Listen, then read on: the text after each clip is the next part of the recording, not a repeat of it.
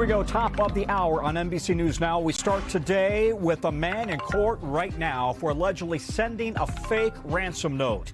The FBI says he tried to profit off the disappearance of our colleague, Savannah Guthrie's mother, Nancy.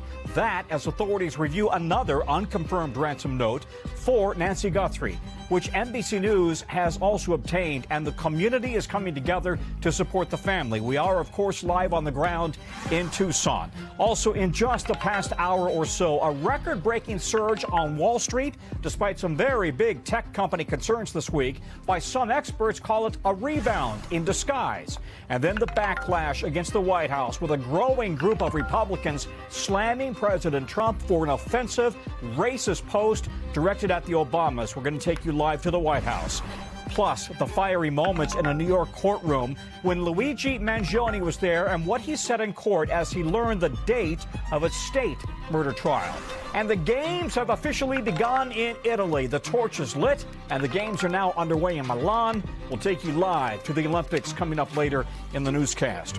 Good day, I'm Tom Costello. This is News Now, and I'm in for Hallie. We've got new details and a story that is so very close to our hearts here at NBC News. The search for Savannah Guthrie's mom, Nancy. NBC News has now reviewed a possible ransom note related to her disappearance, as a man accused of sending a separate bogus ransom demand to Nancy's family is supposed to be appearing in court in Southern California right now. We'll have more on that in just a moment, but it comes as our team here looked at a copy of what authorities described as a possible ransom note sent to 3 news organizations referencing Nancy Guthrie. What's in it is consistent with the descriptions that the FBI and those news outlets have also given.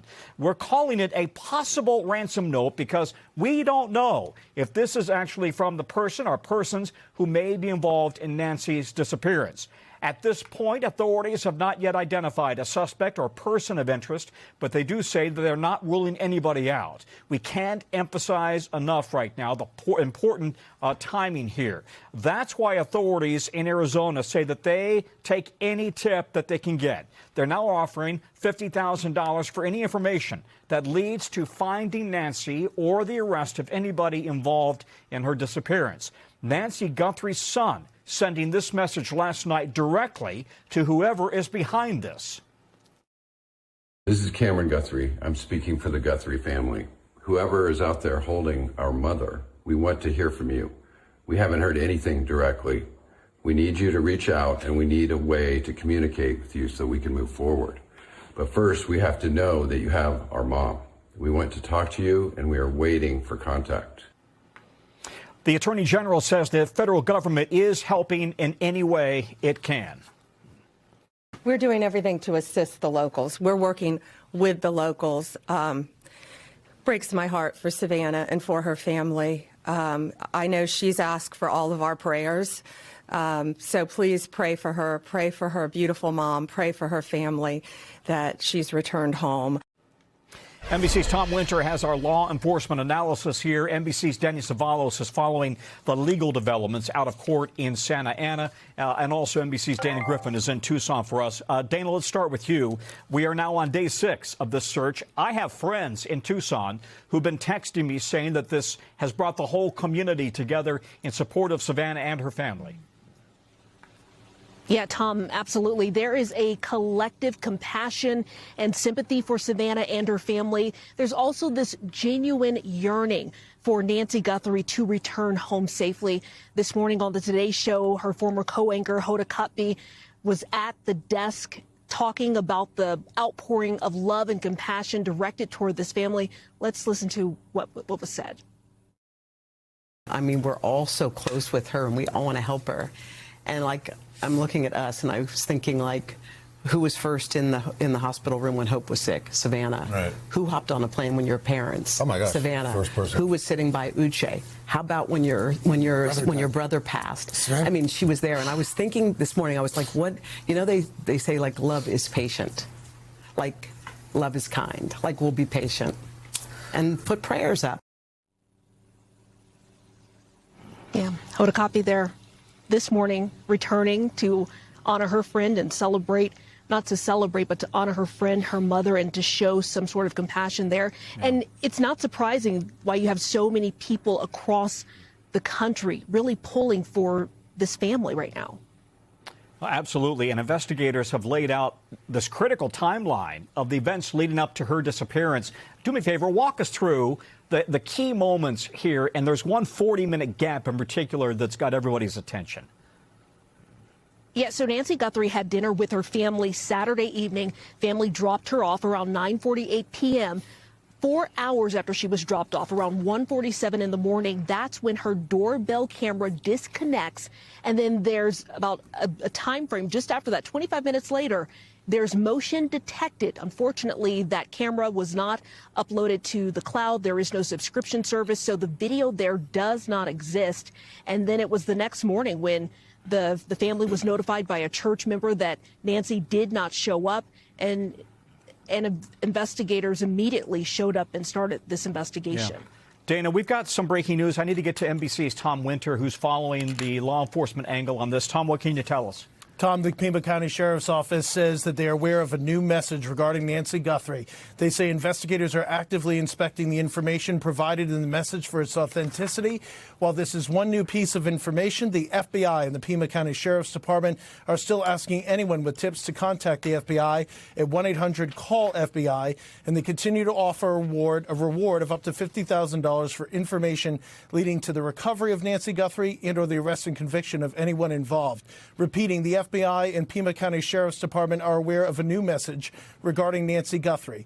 Investigators are actively inspecting the information provided in the message for its authenticity. So what this tells us, Tom, is that there's a new message that's come in.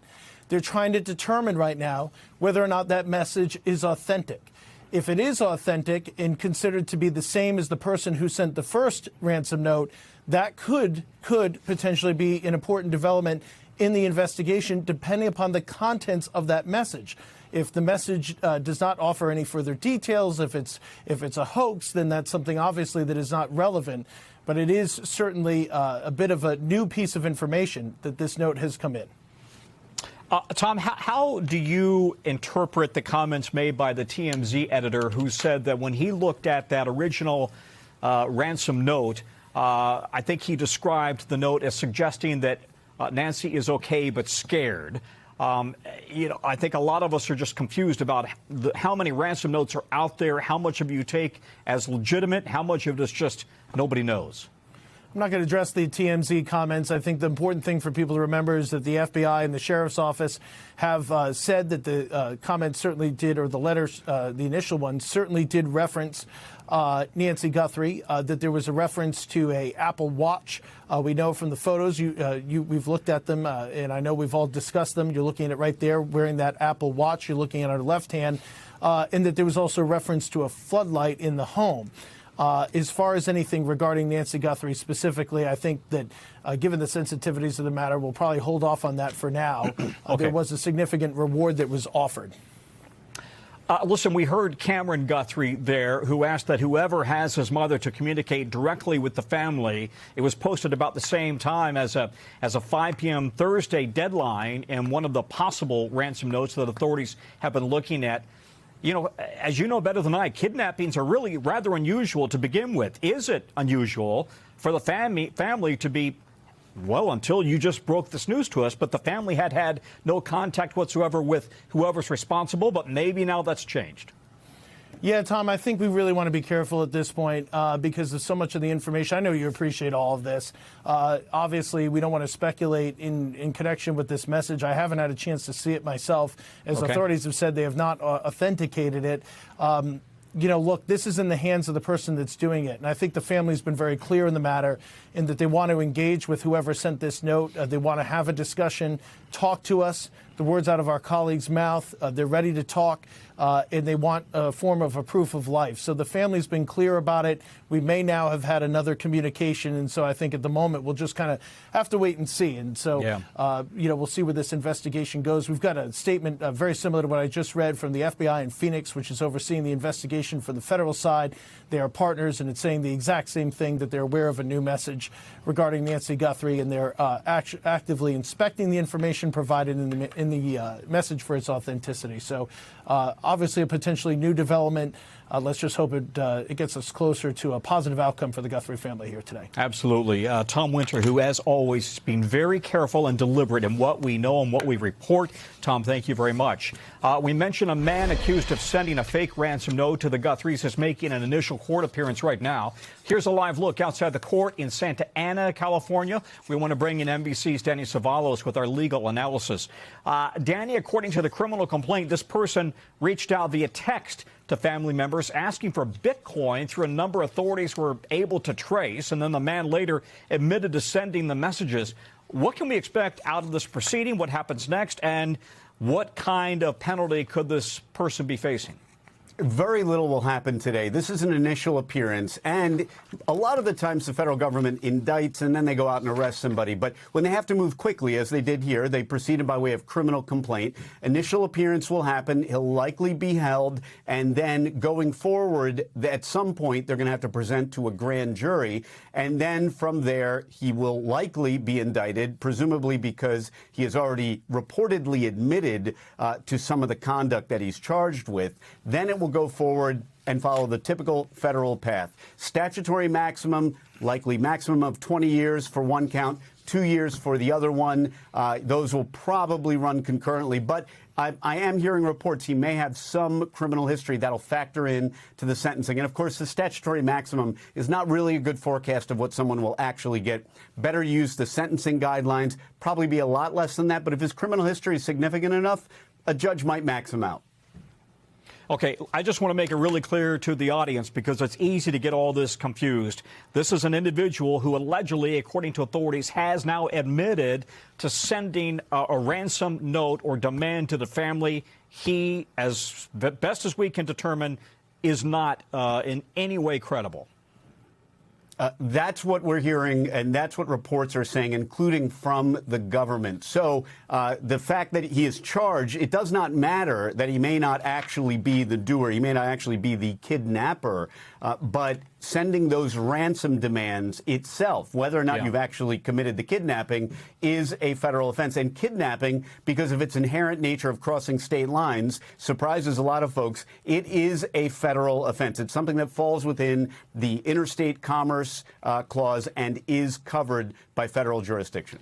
Okay, Danny, thank you. We want to reiterate what Tom Winter told us just a moment ago, and that is the following. The FBI and the Pima County Sheriff's Department are aware of a new message regarding Nancy Guthrie. Investigators there, let's back up just a little bit. Investigators are actively inspecting the information provided in the message for its authenticity. While this one new piece of information, the FBI and the Pima County Sheriff's Department are still asking anyone with tops to contact the FBI with tips, to contact the FBI at 1-800-CALL-FBI.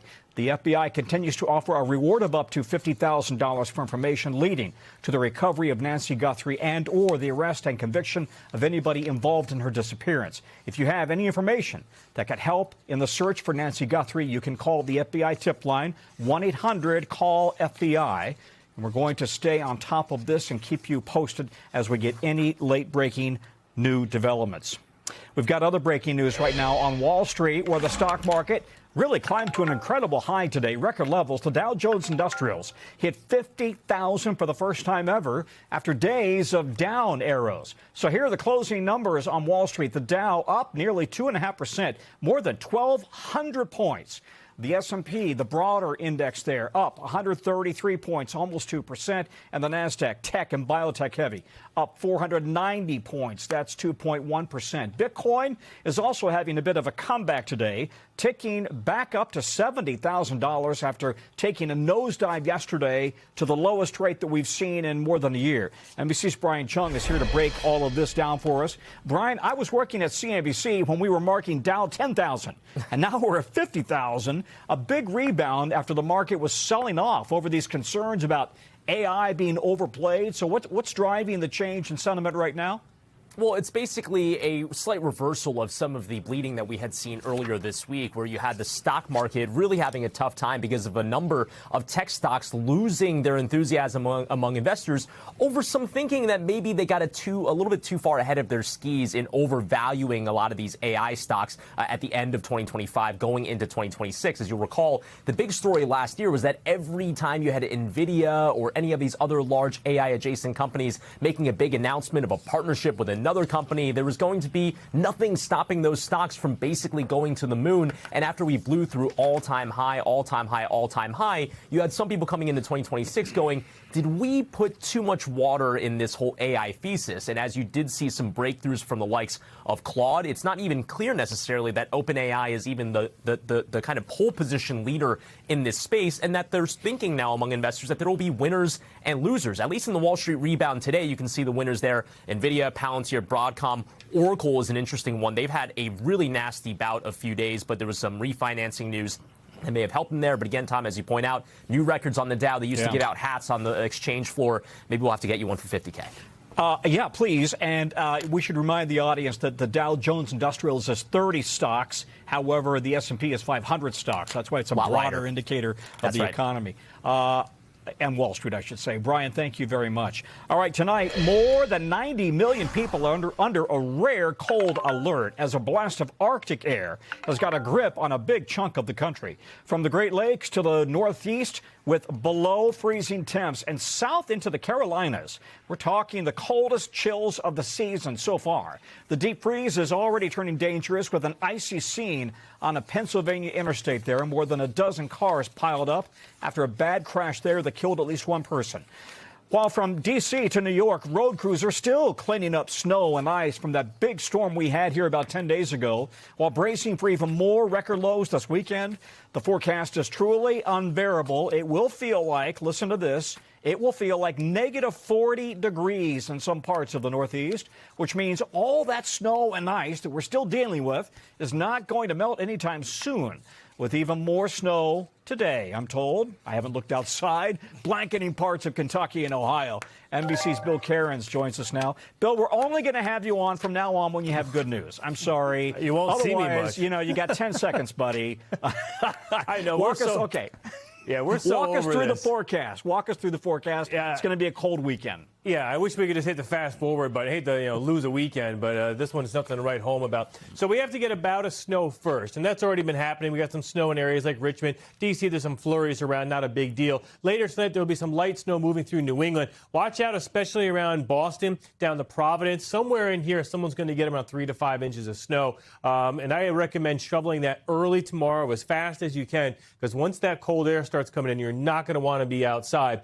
We also could get some significant snow too in southern portions of Vermont. So extreme cold warnings. This obviously is advertised. We just said it. Some of the coldest wind chills we've seen, not just this winter, but in some cases a couple of years. Here's where that cold air is coming from. Here's the Hudson Bay. This is central Canada. There's negative 30 wind chill, negative 42. This is the cold air that we're tracking sliding into the Great Lakes, New England, the Northeast as we go through the weekend. So this is the coldest that we expect it to be on Saturday. New York, negative 4. D.C., negative 6 wind chill. Cleveland, negative 18. So obviously you want to limit your time outside. You want to make sure, if you're driving your car long distances, make sure you have, blankets and whatever else in the car in case it breaks down. And then Sunday is the peak of this event. Negative 26 wind chill in Burlington, negative 12 in New York, Baltimore, negative 7. You get the idea here. It will be a slow warm up after that, but it's going to take a while. We may even get some isolated wind gusts.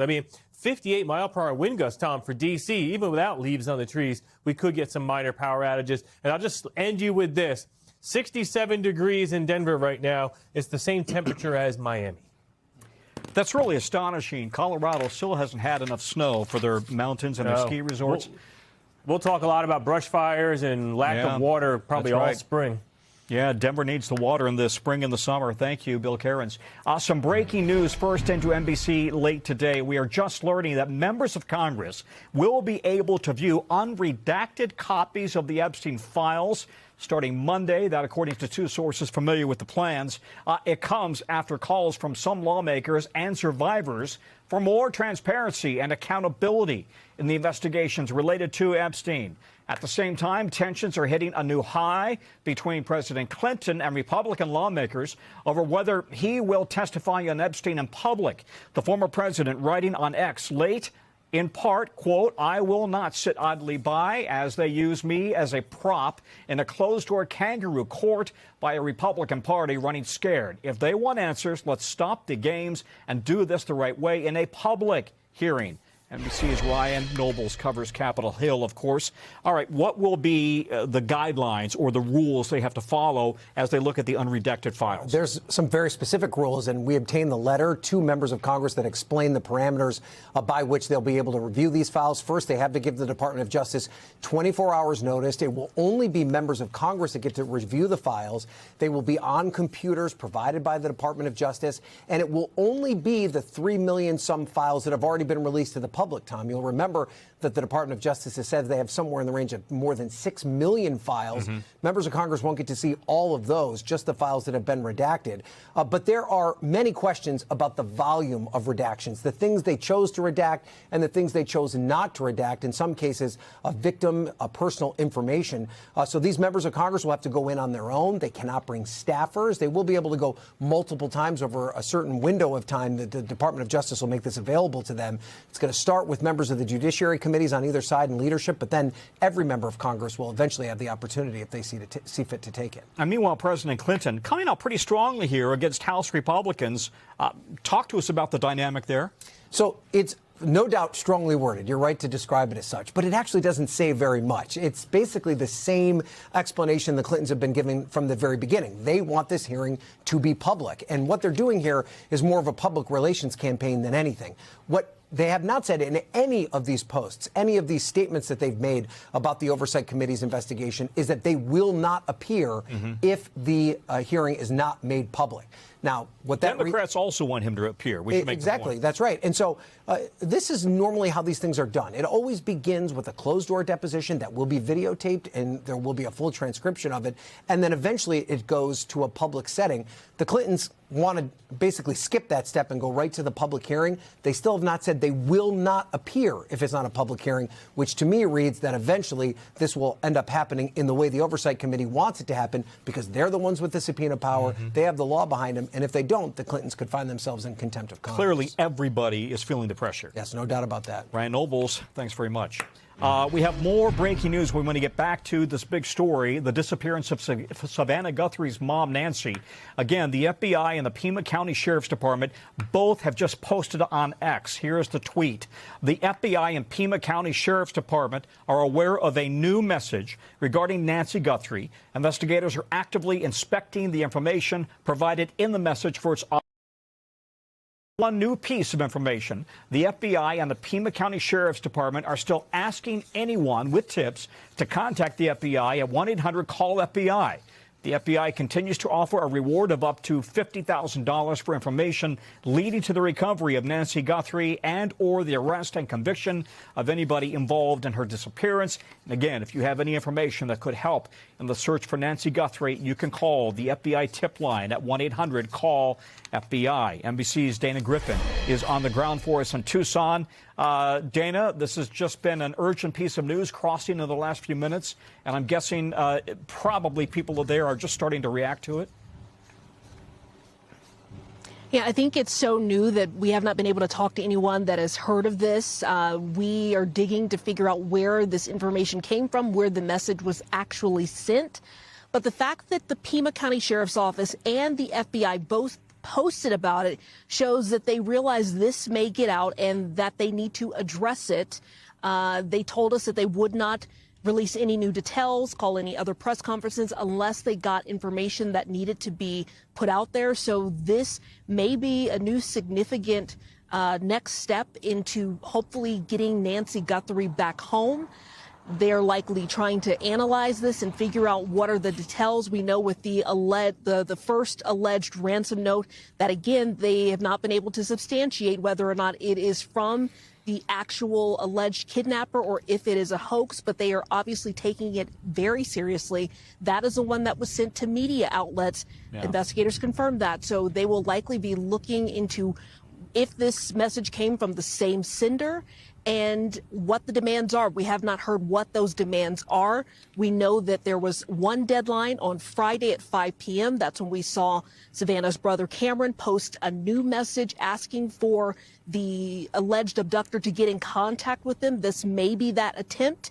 And we know that a second deadline is Monday. What that deadline entailed, investigators have not disclosed, but we are following this as every new detail is released, Tom. In fact, let me ask the control room if they could bring up that video statement from Cameron Guthrie, the latest appeal to whoever might be responsible for his mom, Savannah's mom's disappearance. He posted this online at about 5 p.m. yesterday. That was at about the time that we have been led to believe that there was a deadline stated in one of the ransom notes. And so he then follows his sister, Savannah, who made the statement with, of course, her sister and with Cameron earlier in the week. But here is the sound from Cameron Guthrie, yesterday at 5 o'clock.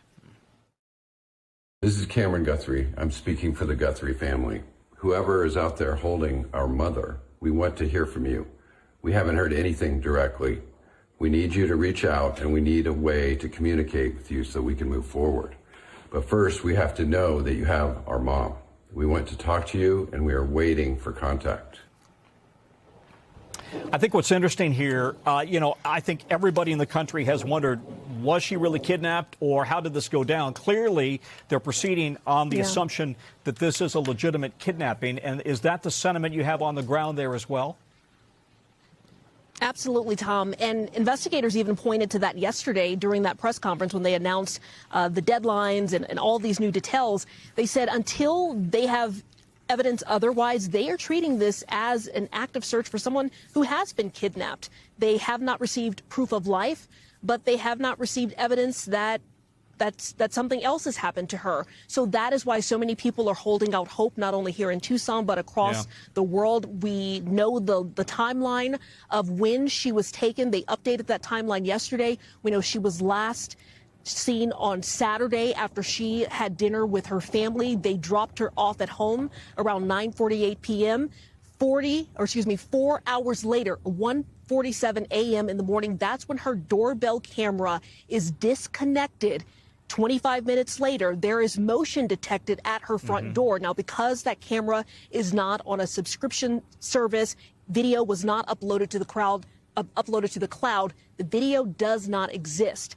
But investigators say her Apple Watch disconnected from her Apple monitoring system about 15 minutes after that motion detection was captured. So that is likely a potential timeline that they are looking at, that maybe something could have happened. The next day, Sunday, a friend from church contacted the Guthrie family. They came over, looked around, could not find their mother. That's when investigators came over. They found some concerning evidence there at the scene, later confirming that blood that was found outside of Nancy's home did in fact belong to her. They have collected other DNA evidence. They are still waiting for analysis from that. They have asked for surveillance video from neighbors in this community. That's been a little difficult because of the remote rural area. You've also got these really tall desert shrubs. So a lot of these homes are kind of tucked behind that vegetation, making it really difficult to capture any sort of movement in neighborhoods like this. Also at night, there are no street lamps out here. So if there were any sort of cameras, it may be hard to detect that. But also, it's possible that investigators have some clues that they are withholding from the media, because that's important to protect this investigation. Tom? Yeah, and on that timeline, what I think stands out, and I've heard several law enforcement analysts say the same thing, it would appear, if you look there, the disconnected doorbell is at 1:47 a.m., and then the pacemaker disconnects from the phone at 2:28. So at that point, one would think that she is no longer in Bluetooth range. Her pacemaker is no longer in Bluetooth range of the phone. So that would suggest that somebody might have been in that home or close to that home. That's almost 40. That is 40 minutes or so. That is really concerning, and I'm wondering what the discussion is in Arizona about the fact that somebody may have been on her property or in her home for 40 minutes before she apparently is no longer near her phone. Yeah, that is so concerning, and that's why investigators are taking this so seriously, because they already told us Nancy had some mobility challenges. They do not believe she would have been able to walk 50 yards on her own. So if you're disconnecting from your app, like you mentioned, it's not in range, they believe someone took her against her will, and that is why they are taking this very seriously. The discussion here in Tucson and across Arizona is it's very chilling. A lot of neighbors here are very concerned about her well-being. They say this is a very safe, quiet community. So for something like this to happen, you hear that all over the country, but in this area, it's just kind of one of those things that is very chilling. An 84-year-old woman who was out with her family, coming home, lived alone. Investigators have already revealed that information. It is very concerning, but those clues are helping in this investigation. And again, $50,000 reward being offered for information that leads to her safe return or an arrest. Tom. Dana, stand by. Let's bring in Jim Kavanaugh, our law enforcement analyst, former senior special agent in charge at the ATF. Jim, what do you make of this message from the FBI and the Pima County Sheriff's Department that they now have what appears to be another message? Yeah, well, that's good news for the family, because the next thing is going to be verified that it's actually the abductors. But it's very good news. You know, they've been in a waiting game. The family put the message out Wednesday, Tom. They didn't know if that first hostage note that came through TMZ and the local CBS channel was real. So there's a lot of consternation, you know, worrying about Nancy's well-being. So here's a communique. They asked for it twice, the family en masse and then the son last night. So that was a good move. Now, what we want to know is, of course, we'd like to know what's in it. We don't know what they'll release. One fact that's important is it the Postal Service? If they send it through the Postal Service, you know, there could be some things in there that say we have Nancy, a piece of jewelry, a strand of hair. It could be a tape recording, a little digital recording, or something that could, you know, so we have her, here she is talking, you know. But the main thing is, even if it's a digital communication like WhatsApp, email, text, you know, any number of things, is the line of communication gets open, Tom. That's the critical thing here. And I think the abductors now want to close their circle. They were bold enough to abduct her, assault her, rip her from her home, hide her out. And apparently now, if this is real, they're bold enough to reach out to try to get their whatever it is they want, ransom, we think. So, Jim, assuming that this is a legitimate kidnapping, talk about how rare that is in America, but then how you, as a law enforcement professional, how the FBI, the Sheriff's Department, what they're going to be looking for confirmation that these are true kidnappers and that they truly have Nancy. Right. Well, the critical thing is to know her condition. Is she alive? You know, what's the A+ game is they can talk to her on the telephone. Now, that's what you'd like to have. Family member talking to Nancy on the telephone. Real time. You know, maybe it's a burner phone or something, but that's the A+ game. Second to that would be, you know, maybe some kind of tape recording, a video of her where... But, Jim, I'm just thinking out loud, with AI, there can be so much deception right now, right? You can mimic anybody's face, anybody's movements, anybody's voice. That must be a big hurdle in trying to verify that the information, the images, whatever that they're getting, that they're legit. Absolutely, Tom. Everything has to be verified and double verified. But let's just say the abductors were to send you an envelope with a strand of her hair. They can check the DNA and see if, okay, well, they have her hair. So how did they get that? Maybe they do have her. Here's a piece of her jewelry. Okay. Now what do you have? Send us a video. Now it'll have to be looked at and analyzed by, you know, video experts that can tell if it's a video fake. That's why I say if a live talk is the best, but, you know, you just got to take one step at a time, and you have to take everything with with a critical eye. And the main thing that the law enforcement's going to do, and you asked the right question, but the main thing they're concerned about is Nancy's safety. Everything else is secondary. So they want to get her back. So that's what they're concerned about. That's what the family's concerned about. Very good news. Let's see if it's real. If it's real, there's hope here for Nancy coming back. Okay, let's reiterate the breaking news at this hour. As we have been reporting, the Pima County Sheriff's Department and the FBI both saying that there appears to be a new message from somebody who may be holding Nancy. They're analyzing that right now. We, as you would expect, are all over the story. It involves our dear friend and colleague, Savannah Guthrie, and her family, and we will not let up. Jim Kavanaugh, former senior ATF executive officer, thank you. And Dana Griffin on the ground in Tucson, thank you all.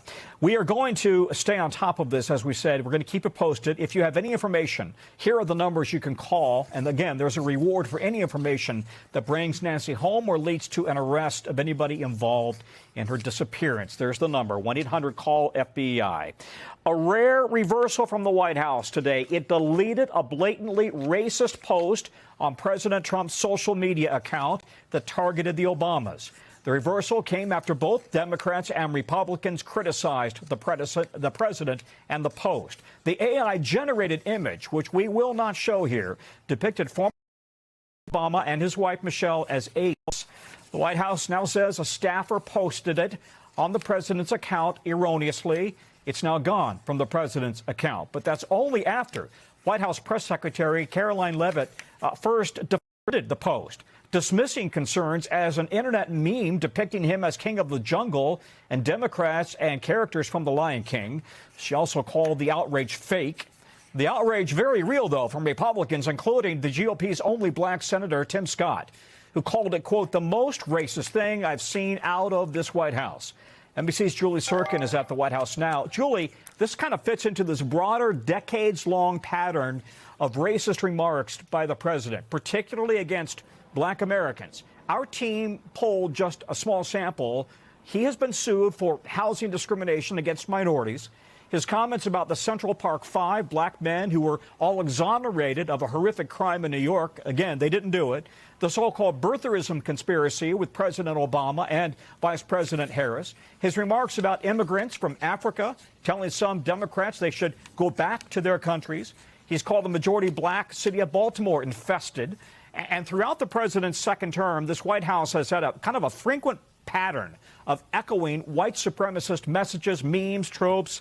What made this post different, both in the reaction on Capitol Hill and the fact that the White House has now agreed to delete it? It's a really great question, Tom, and one that is largely inexplicable. But I will tell you, this is really the only case that we've seen of Republican pushback. And not only that, but senators are not on Capitol Hill right now. They are already out of session. So the fact that you're seeing them post these things on their own volition, not pressed by reporters, not dodging us and having us, in some cases, print some of those posts and show it to them only to be told they haven't seen it. No, this was extremely different. And I will tell you, Caroline Leavitt's initial statement is extremely notable, and we saw some lawmakers directly respond to it, essentially saying that even if this was a meme, even if this was unintentionally posted, one lawmaker, I'm talking about Senator Ricketts, actually said if a reasonable person sees the racist context to this, or he said, excuse me, a reasonable person sees the racist context to this. Other lawmakers, from the president's allies to people that we never hear criticizing President Trump. Tim Scott is a great example of that. He is somebody where even if we try to chase him in the hallways, he does not engage with the press. He was very slow to criticize anything having to do with Jerome Powell, for example. But in this case, he went on X and he said, this is the most racist thing I've seen out of the White House. Keyword most. Some sources pointed that out to me, saying that it was interesting phrasing from him. And then, of course, we saw the White House pull this post and say it wasn't the president's. But what's notable about that, and hopefully I'll get to ask the president about this in a couple of minutes, is if he's not posting on Truth Social, are his staff just allowed to do that without his approval? I think that is a key question. Tom? And his endorsement, right? If they're speaking on his behalf. They posted a blatantly racist image. If you want to look at it online, you can judge for yourself, but there's no doubt. Julie Sirkin, thank you very much.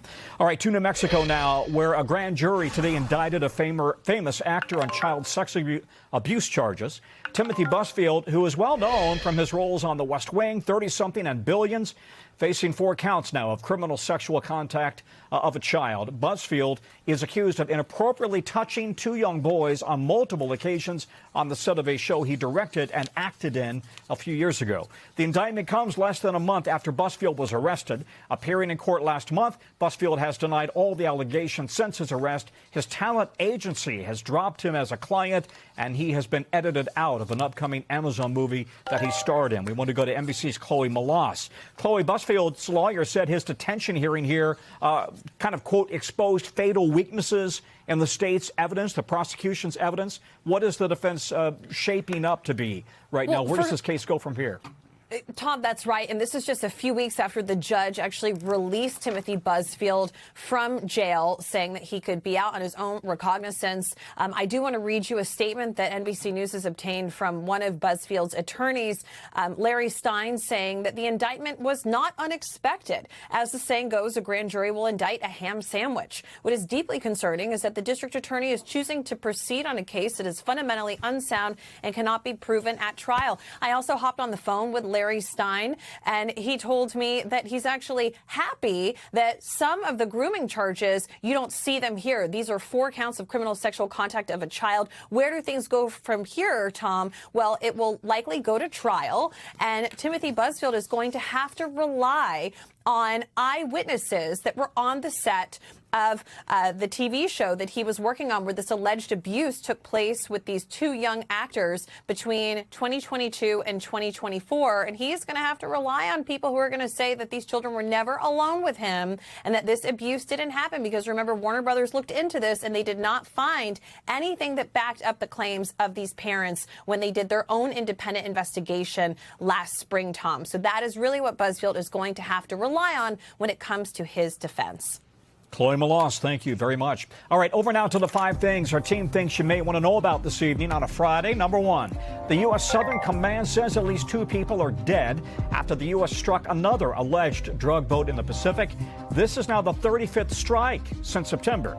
The Southern Command says the boat was traveling, quote, along a known narco-trafficking route. Number 3, prosecutors say they're dropping aggravated assault charges against a top NHL prospect after looking at video evidence. Now, remember, the Penn State player Gavin McKenna was arrested after allegedly punching a man. He's still facing other misdemeanor charges. Penn State Athletics says it is aware of this, but declined to comment on an ongoing legal matter. We've not yet heard back from reps for McKenna. Number 3, over 7,000 people have been evacuated from parts of Spain due to the risk of landslides and floods after a major storm there. You can see the rivers getting close to bursting. A weather agency in Spain says another storm is on the way. Number 4, hundreds of people were evacuated from this train in Hong Kong after a portable charger caught on fire. Take a look here. Authorities trying to put it out. It looks like the power bank was inside somebody's bag. Thankfully, police say nobody was injured. Number 5, multiple sources tell NBC News the Trump administration has asked to have Washington's Dulles International Airport and New York City's Penn Station named after him, all in exchange for federal funding for a $16 billion tunnel project connecting New York to New Jersey. Remember, the funding was already approved, but then halted during the government shutdown last year. Without it, money for the project runs out today. The White House declining to comment. It is, of course, a very big day for the 2026 Winter Olympics as the opening ceremony in Milan officially kicks off. A lot of pomp, a lot of circumstance in the stadium there as athletes from each country proudly wave their flags. Artists including Mariah Carey and Andrea Bocelli both singing in Italian at the celebration. And Team USA has already seen some early success as figure skaters Madison Chock and Evan Bates give the U.S. an early lead in the team event earlier today. A season's best for them, we're told. And in the biggest comeback of the game so far for Team USA, look at this.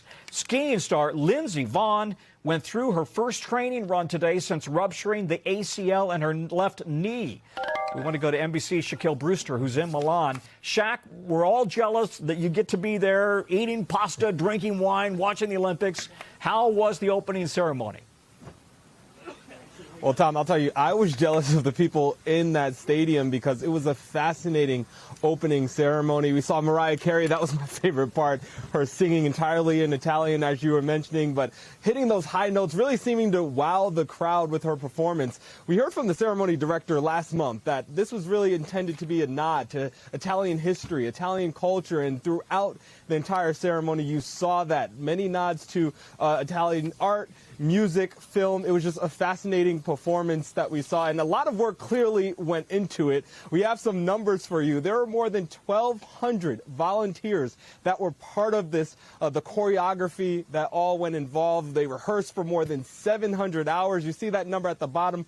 1,400 costumes made, and this was an opening ceremony that was unlike many others that we saw, where it wasn't just here in Milan, but you had the parade of athletes in other areas where you have Olympic Games. Shaq, let's talk about Lindsey Vonn. I mean, this is what everybody here is captivated by, right? We saw her out there on the slopes for the first time today since she was badly injured. How does she look? Yeah, so after the training run, we heard from her coach, who said that she was making some wide turns. He admitted that everything wasn't perfect, but Tom, she also completely ruptured her ACL in her left leg, so that is to be expected. The fact that she made it down that mountain going at speeds upwards of 75 miles an hour, it was truly impressive. At the bottom of the hill, you saw a big smile on her face. It is possible, Tom, that we'll see her one more time in another training run tomorrow before that race on Sunday. She's even online defending the diagnosis that she got. So she seems to be in a good mood. She seems to be happy with the performance so far. And it's just impressive that she was able to do that with that injury. That lady is tough. Shaquille Brewster, thanks very much from Milan. Don't forget, tune in to NBC or Peacock this evening, 8 p.m., 7 Central, for coverage of the opening ceremony of the Milan Cortina Winter Olympics. We've got a lot more to get to on this busy Friday, including the new arrest today in the 2012 Benghazi attack, how the DOJ says a, quote, key participant in that attack was captured.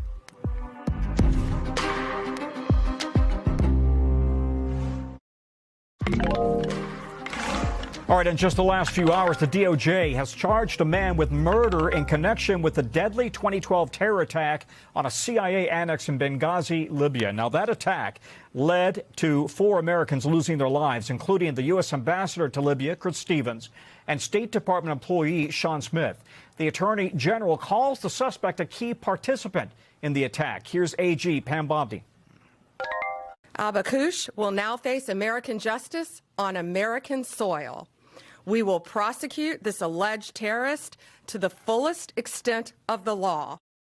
The suspect made his first court appearance earlier this afternoon. Now, you may recall the Benghazi attack sparked a political firestorm in D.C., with Republicans launching repeated investigations into then-President Barack Obama and the Secretary of State at the time, Hillary Clinton, questioning an alleged lack of security at the compound. NBC's Kelly O'Donnell covers justice. What have you learned about how he was captured?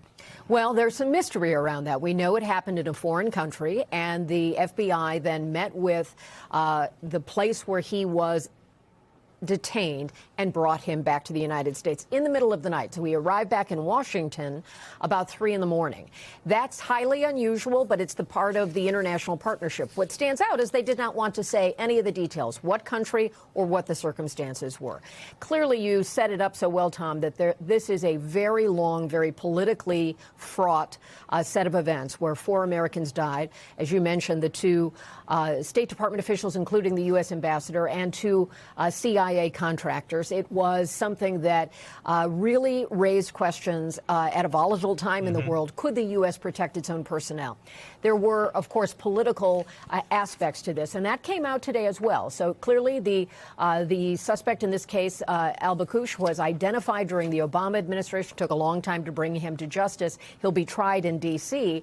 And here, this gives you a sense of the 8 charges that he is facing. Officials believe he was part of the armed assault on the outpost for the CIA. We now know it was CIA. At the time, it was not known, separate from the embassy. And this was a violent siege that went on for many hours, and U.S. help could not get there quickly enough, which led to the deaths. And in fact, it still is a bit of a flashpoint, right? Yes. Because for sure. the Attorney General today kind of misrepresented something that Hillary Clinton said at the time when she was on Capitol Hill, when she said she was talking about trying to get into the minutia of the response, and she got frustrated at one point. Talk about how this got misrepresented today. Today, the Attorney General used what was a much talked about comment from Hillary Clinton at that time, but she had the context wrong, and the Attorney General used that today to again bring that other political era into this moment. Here's part of what she had to say. For me, to you, the families, I just want to personally say, I continue to pray for you. I hope that we can give you a little bit of peace in the utmost difficult of times when you've lost loved ones. These were people who never expected that justice would be coming. They never knew about the determination in this room and behind me. Okay, I'm sorry we didn't have the clip I was referring to there. What had happened was during her testimony, 11 hours on Capitol Hill, Hillary Clinton had talked about what difference does it make at this point. What she was referring to there was that there was a debate at the time. Was it a protest or a terror attack? Right. And the events were difficult to discern. Had it begun as a protest and a terror attack was taking place? Today, they used that comment from Hillary Clinton, 14 years old, to say, yes, it does make a difference. Completely absent of the context that was critical at the time. Kelly O'Donnell, thank you very much. Thanks, Tom. All right, NBC covers hundreds of stories each day. As you know, it's awfully tough to read, to watch, to listen to everything. So our bureau teams have drawn our attention to a few headlines, and this is what they tell us is going down in the regions. We call this segment The Local. Out of our Southern Bureau, the Health Department in South Carolina says there are now 920 measles cases in this outbreak that we've been talking about. Hundreds of people are in quarantine. One local hospital there is now ordering a mandatory mask policy because of the outbreak, now the largest in the country. From our Midwest Bureau, authorities arrested one of the two suspected robbers, seen here rappelling through a roof of a bar in Kansas. You can see the suspects drop right into the middle of the dance floor, basically, and the Sheriff's Department says it's still looking for the second suspect. Out of our Western Bureau, another look-alike contest popping up in San Francisco for guess who? Yeah, the next Super Bowl halftime performer, Bad Bunny, and you can see the winner here looks just like him. Actually, he broke into song when he was asked to say a few words. We're coming back. Again, breaking news, top of the hour. Okay, to our original now, in-depth reporting on a hot topic, and at this hour, we're going to take you to the Bay Area, and that's hosting the Super Bowl, as you know, this weekend. Remember all the headlines about San Francisco during the pandemic and the years coming out of it? Empty downtown, surging crime, lots of vacancies, open drug use. People were describing it as a doom loop. Well, now the city is showing signs that maybe it's headed in the right direction, in the opposite direction, in fact. And with all eyes on the city for Super Bowl 60, we sent Steve Patterson there to find out if the city is ready for a boom loop. Every year, it's a near spiritual sports experience and a massive media spectacle with more than 100 million people around the world fixed on the San Francisco Bay Area for Super Bowl 60 and an estimated 1.3 million arriving through SFO. The opportunity and the stakes are sky high. I'm just so fired up to show San Francisco off to the world and show everybody what I know, and what I hope you're seeing is that when we're at our best, this is the greatest city in the world. But it wasn't that long ago. It felt like this city was fighting for its life. First it was doom loop before you took office, and now it's boom loop, or it's being called the boom loop. Do you agree with that terminology? What do you think of that headline, and how do you affect it? I say we're a city on the rise, and I always say, let's go San Francisco. If people want to say boom, I'll take that over what was being said before. We explored that doom loop in 2023 on this show. Doom loop could kill off the city's downtown. In the wake of the pandemic, office work went remote, foot traffic vanished, and many businesses shuttered, hollowing out San Francisco's once bustling downtown. Property crime spiked while open-air drug use and homelessness surged. Enter the so-called doom loop and a spiraling sense of pessimism. It was like living on a movie set. That was all boarded, a World War III movie. Everything was boarded up. The ad for this tour says it'll go through, for example, open-air drug markets. But recently, residents say there's been a big vibe shift, and the city has the stats to back it up. According to SFPD data, crime was down nearly 25% in 2025 compared to the year before. Motor vehicle thefts, a major issue here, were down a whopping 43%, with burglaries and retail theft way down too. To be clear, crime has been falling steadily in San Francisco since its peak in 2022, similar to the rest of the country. But last year, the city's homicide rate at its lowest since 1954. The vibes are back in San Francisco. The good vibes are back. We had a great first year. 1 year of momentum is not enough. Now it's time to put our foot on the accelerator. Thank you for being out here. Appreciate you guys. Absolutely. Since taking office a little over a year ago, Lurie says he's been laser focused on issues that matter to San Franciscans, starting with crime, surging more officers to highly visited areas like Union Square, and tackling those so-called quality of life crimes, all while focusing on high-tech solutions to dial in on problem spots. Part of that vision, SFPD's state-of-the-art real-time investigation center. It's got a capability to live feed to our officers on the ground, give them the situational awareness that they need. Commander Thomas McGuire says dozens of digital age operators use a fleet of cameras and drones to catch crooks. We're catching them faster, we're detecting them faster, and if we don't catch them, the investigative evidence that we're capturing is so much better now. And maybe most importantly, it's not just the data. People we spoke to say the idea of a boom loop is something they can actually feel. Yeah, there's an energy that's kind of, coming back a little bit, especially in this part of the city. Among the challenges, the city's still troubling commercial vacancy rate of more than 30%, stores and office buildings sitting empty. And years after Westfield walked away from the once historic San Francisco Center Mall, citing slow sales, foot traffic, and crime, it finally just shut down. The mayor admits there's still a lot of work to do. We need to fill these empty storefronts that we have along Market Street, in the Tenderloin, in so much. But I'll take the boom loop over what was being said prior. America will surely take sides in the big game. And while some like to hate on this city by the bay, most will probably root for its resurgence. Steve Patterson, thank you, buddy. That is our report for this hour. However, the news continues right now. We will have Super Bowl coverage, of course, on Sunday. It all starts at 12 o'clock noon on Peacock and NBC. Coverage resumes right now on News Now.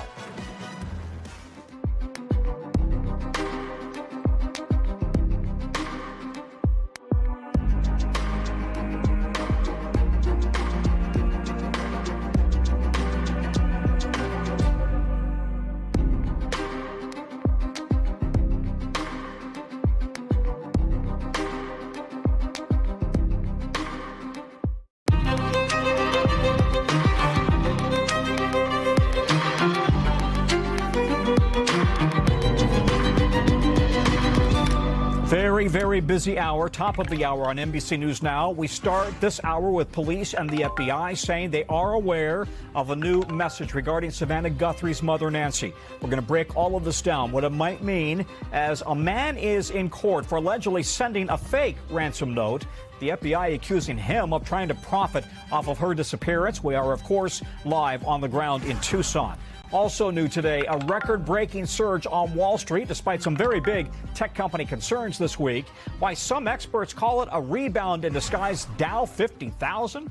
And then the backlash against the White House with a growing group of Republicans slamming President Trump for an offensive, racist post directed at the Obamas. It is not the first time. It fits into a pattern of racist remarks, posts, and tweets from President Trump.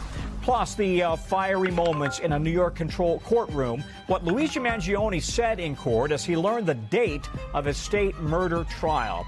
And the games have officially begun in Italy. The torch is lit. The games are now underway in Milan. We're going live to the Olympics coming up later in our newscast.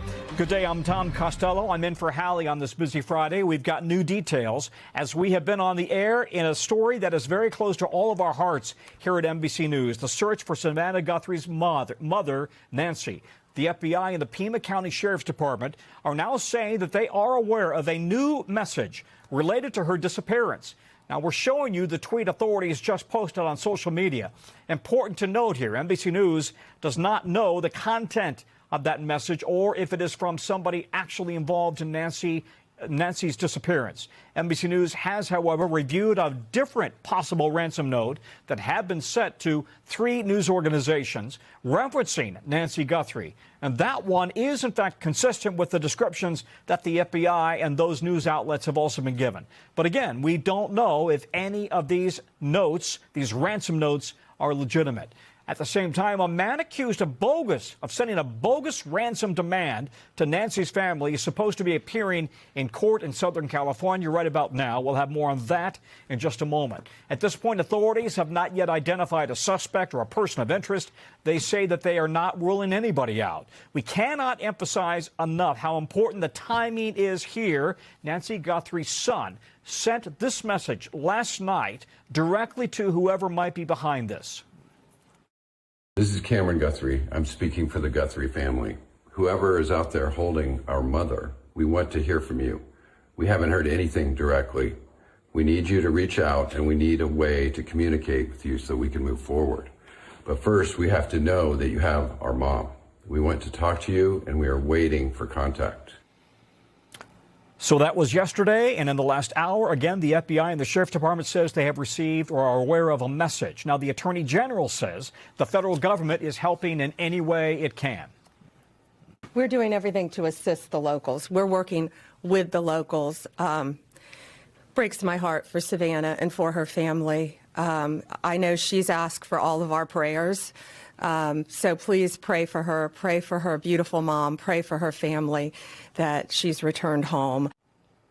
NBC's Camilla Bernal is following developments out of court in Santa Ana, California. NBC's Dana Griffin is in Tucson, Arizona. NBC's Tom Winter has our law enforcement analysis.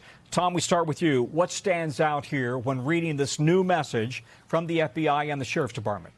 Sure, Tom, and we can actually add some new reporting. 3 officials briefed on the matter say that the letter came in via email to Arizona station KOLD-TV earlier today. It was then immediately passed along to law enforcement. And right now, the FBI is racing as fast as they can to try to determine the provenance of that email, the origin, where it came from, and figure out if this is connected to the first letter.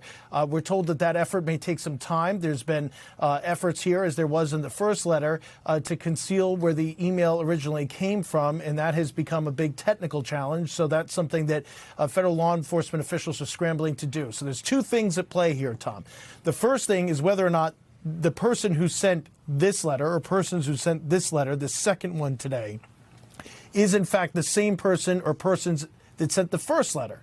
And to make this even more agonizing for our friend and colleague Savannah Guthrie and her family, we still are not 100% sure, according to law enforcement. Law enforcement says they're not 100% sure that the person who sent the first letter actually is the person who took Nancy Guthrie from her home nearly 6 days ago. This whole thing is very challenging. It's another letter, another message. And so for the family, you hear that there's another letter that came in. Is it connected to the first? Is it connected to our case at all? And is there anything that's hopeful in here? So this is going to be a real challenge. I don't have any of the contents confirmed at this hour. Mm-hmm. That's something that we're still waiting to hear about.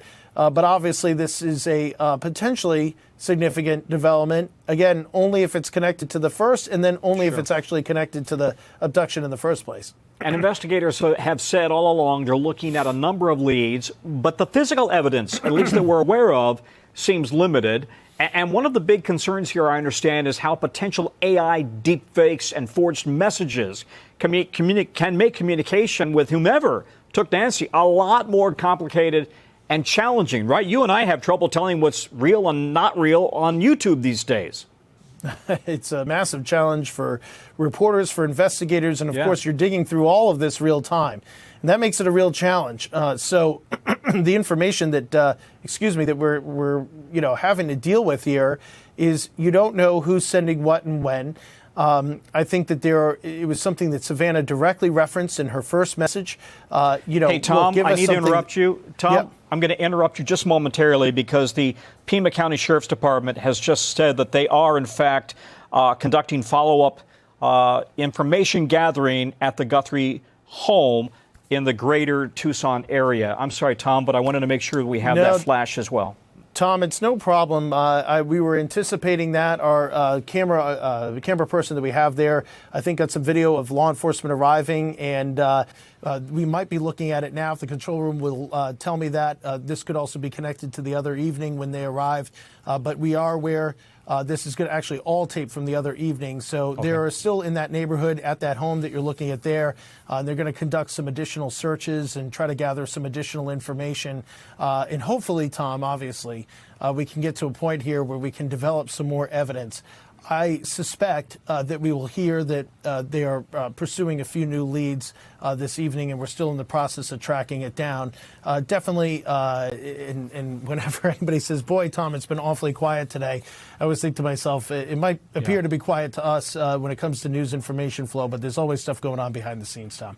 Yeah, and you've been working around the clock. You must be exhausted as well. And I guess at this moment, based on everything that's happened in the past 48 hours, they have to go on the assumption that this is, in fact, a kidnapping. Yeah, they have to pursue all the angles. They've been very clear about that. And you're absolutely right, Tom. I think that they do need to continue to go down this path. They need to go down every path as possible. Right now, so everybody is clear, you've got these letters, which may or may not be related, which may or may not be confirmed and connected with the kidnapping. We don't know. You've got a crime scene where you don't have a lot of pieces of information. Information has been taken from the scene in the form of that camera and the doorbell. We now have a timeline. We don't have a lot of information from the neighborhood. And you've got a whole bunch of different paths that investigators can go. So I think there's some real challenges here for them. And all of it, and, you know, I appreciate you referencing my sleep or lack thereof, but none of it compares to the Guthrie family, who knows what the clock is with their 84-year-old mother and, for the extended family, grandmother. So that's the most important thing. I know you feel the same way, and obviously that's why we're continuing to report so hard on it.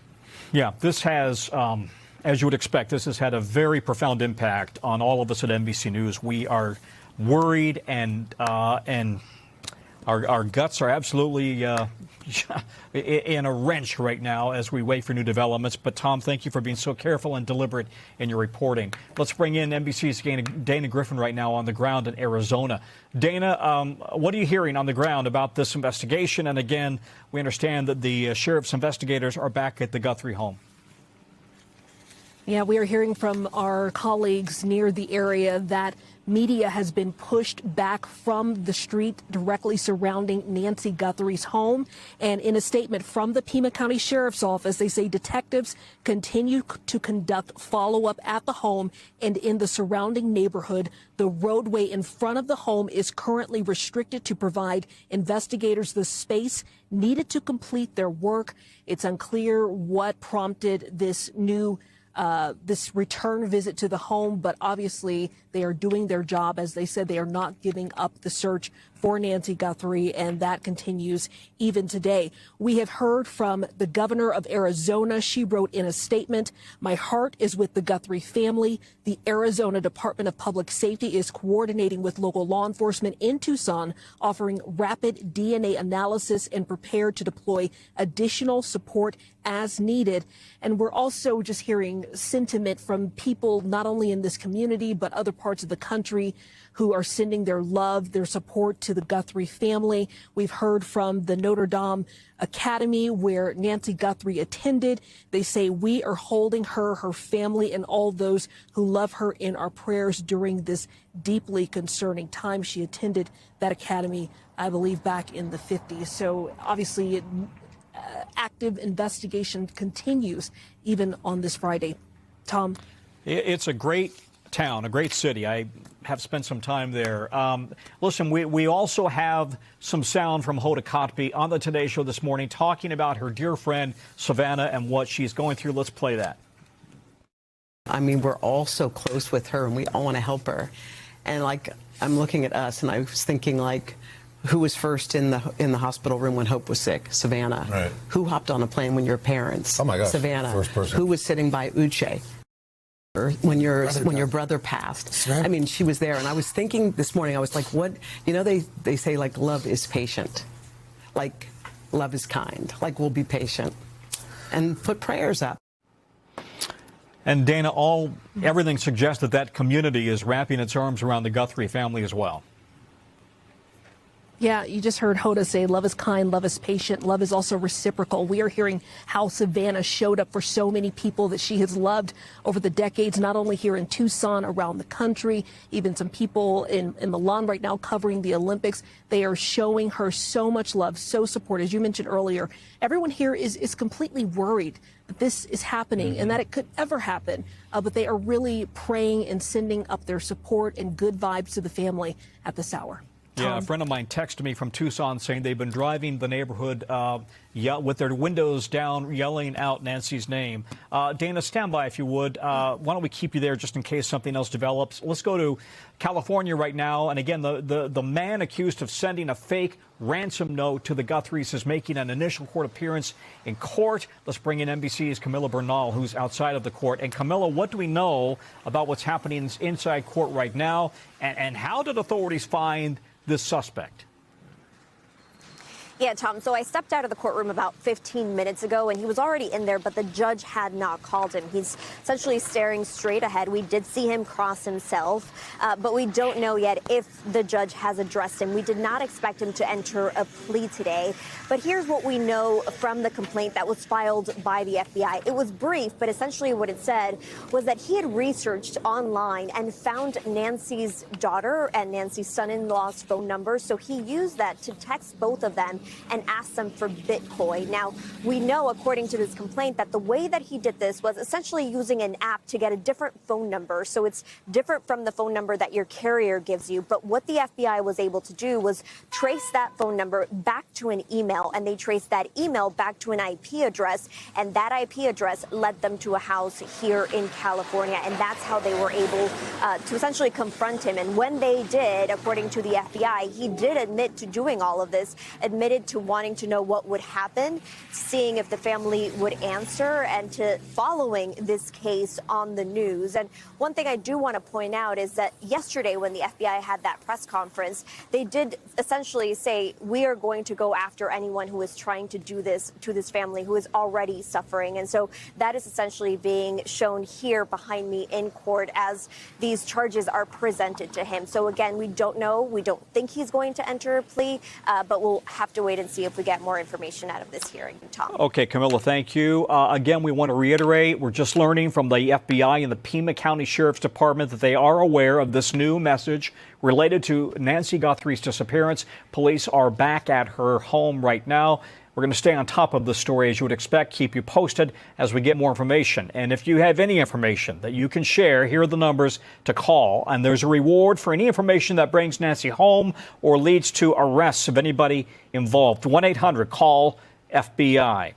All right, to some breaking news on Wall Street today, where the stock market has climbed to record levels. The Dow Jones Industrials hitting 50,000 for the first time ever after days of down arrows. So here are the closing numbers on Wall Street. The Dow up nearly 2.5%. The broader S&P up about 2%. The Nasdaq up more than 2% on the day. That, of course, being tech heavy and biotech heavy. Bitcoin also having a comeback today, ticking back up to $70,000 after taking a nosedive yesterday to the lowest rate that we've seen in more than a year. NBC's Brian Chung is here to break it all down for us. Brian, I was working at CNBC when we were marking Dow 10,000, and now we're at 50,000, a big rebound after the market was selling off over these concerns about AI being overplayed. So what's driving the change in sentiment right now? Well, it's basically a slight reversal of some of the bleeding that we had seen earlier this week, where you had the stock market really having a tough time because of a number of tech stocks losing their enthusiasm among investors over some thinking that maybe they got a little bit too far ahead of their skis in overvaluing a lot of these AI stocks at the end of 2025 going into 2026. As you'll recall, the big story last year was that every time you had NVIDIA or any of these other large AI adjacent companies making a big announcement of a partnership with another another company. There was going to be nothing stopping those stocks from basically going to the moon. And after we blew through all-time high, all-time high, all-time high, you had some people coming into 2026 going, did we put too much water in this whole AI thesis? And as you did see some breakthroughs from the likes of Claude, it's not even clear necessarily that OpenAI is even the kind of pole position leader in this space, and that there's thinking now among investors that there will be winners and losers. At least in the Wall Street rebound today, you can see the winners there. NVIDIA, Palantir, Broadcom, Oracle is an interesting one. They've had a really nasty bout a few days, but there was some refinancing news that may have helped them there. But again, Tom, as you point out, new records on the Dow. They used to give out hats on the exchange floor. Maybe we'll have to get you one for $50K. Yeah, please. And we should remind the audience that the Dow Jones Industrials is 30 stocks. However, the S&P is 500 stocks. That's why it's a broader indicator of the economy. And Wall Street, I should say. Brian, thank you very much. Tonight, more than 90 million people are under a rare cold alert as a blast of Arctic air has got a grip on the really big chunk of the country, as you see on the map, from the Great Lakes to the Northeast with below freezing temps all the way down to South Carolina. And we're talking the coldest chills of the season. The deep freeze is already turning dangerous. A chaotic scene on a Pennsylvania interstate today. More than a dozen cars piled up. A bad crash there killed at least one person, 9 people sent to area hospitals. While from D.C. to New York, road crews are still cleaning up the snow and the ice from the last storm we had 10 days ago, bracing now for more record lows this weekend. The forecast is truly unbearable. It will feel like negative 40 in some parts of the Northeast. We're talking like negative 10 here in D.C., which means all that snow and ice that we're still dealing with is not going to melt anytime soon. With even more snow today, blowing snow outside and blanketing parts of Kentucky and Ohio. There's the man of the hour right there, NBC's Bill Cairns. You can direct your complaints to Bill. All right, Bill, walk us through the weekend forecast and where we will see the coldest temps. Okay, so before I crush your hopes and dreams of this weekend, I felt the responsibility to go and warm your heart a little bit. So I fast-forwarded to our extended forecast. This is the 8 to 14-day outlook. And if anyone around the country has been looking for a change, in the West, no snow, record warmth, warmest winter ever. In the East, it's been for like a month straight of just brutal winter. We're flipping the script as we go throughout the middle of February. So once we get past this really bad week ahead, then we have maybe something to look forward to. Maybe some snow in the West, rainy, melting snow, and warmer temperatures in the East. But first, we have to get there. So we showed you some pictures of the snow that's already caused some issues today. Norfolk, Virginia Beach, you're going to get a little more snow in the next hour or two. And now we're watching that Arctic front coming down. Tomorrow morning, we will get a burst of snow before the cold air arrives. Southern Vermont, not too far outside the Albany, Troy, Schenectady area. And from Boston all the way out to the Cape, areas around Providence, you'll have enough snow to be out there in tomorrow morning that you'll need to shovel and probably plow. As far as the cold headlines go, as you mentioned, about 95 million people are in this. The cold air is on the way. It is coming down. It is racing out of Canada. This air came straight from Siberia over the Arctic, now heading down through Canada, and it's going to be right over the top of New England as we go throughout this upcoming weekend. These are the predicted lowest wind chills as we go through Saturday. And this will mostly be Saturday evening. Cleveland, negative 18. Northern portions of Michigan will be down in the negative 20 range. New York City, negative 12. Baltimore, negative 7. The worst of it is Sunday morning, and then it begins to improve a little bit. And then Saturday, we've been talking about how cold it's been, but the West is incredibly warm. Salt Lake City, by the way, has only had a half an inch of snow this winter. Typically, they should have like 35 inches by now. So it hasn't been even. It's been a very uneven winter. No one's had, quote unquote, normal. Yeah, absolutely. And it's going to be a very tough spring and summer with not enough snow in the mountains to run off and keep things wet. Yep. Bill Cairns, thanks very much. All right, we have more breaking news on this Friday into NBC News. We are learning that members of Congress will be able to view unredacted copies of the Epstein files starting Monday. That according to 2 sources familiar with the plans. And it comes after calls from some lawmakers and survivors for more transparency and accountability in the investigations related to Epstein.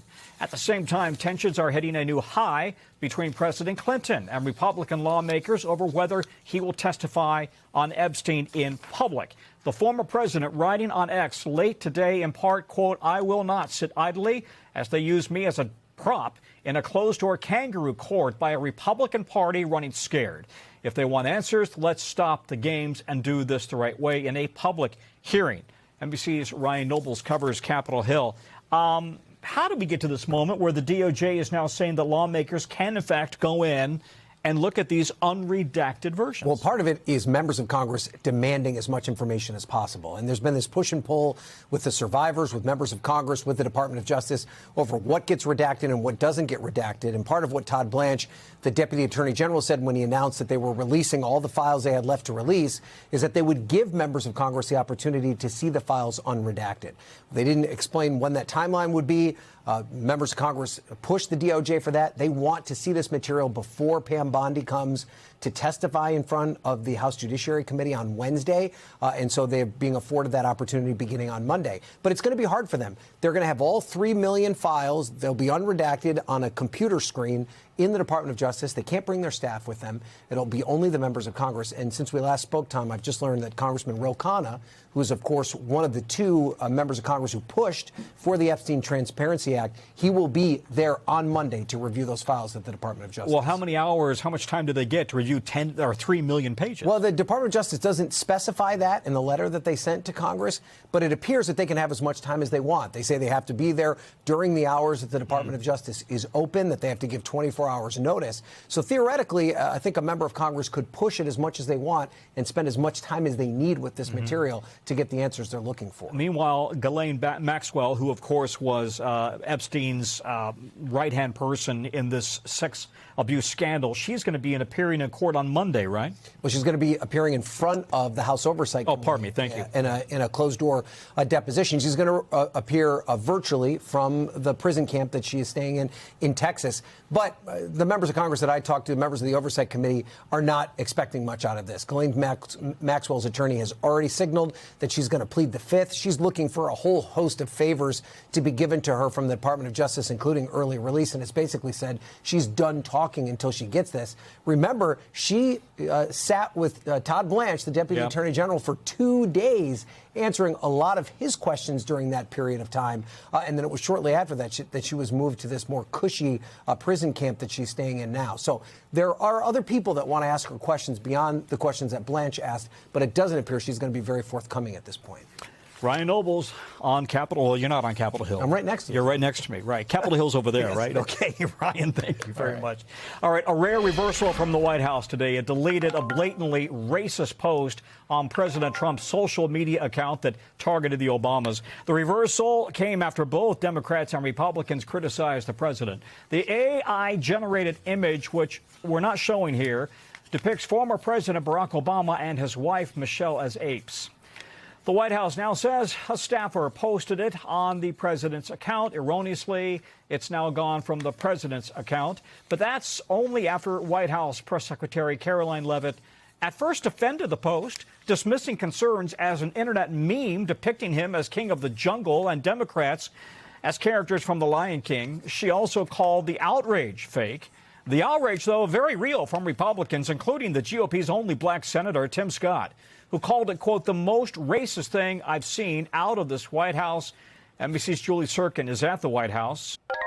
This kind of fits into this broader, decades-long pattern of racist remarks by the president, particularly against black Americans. Our team polled just a small sample.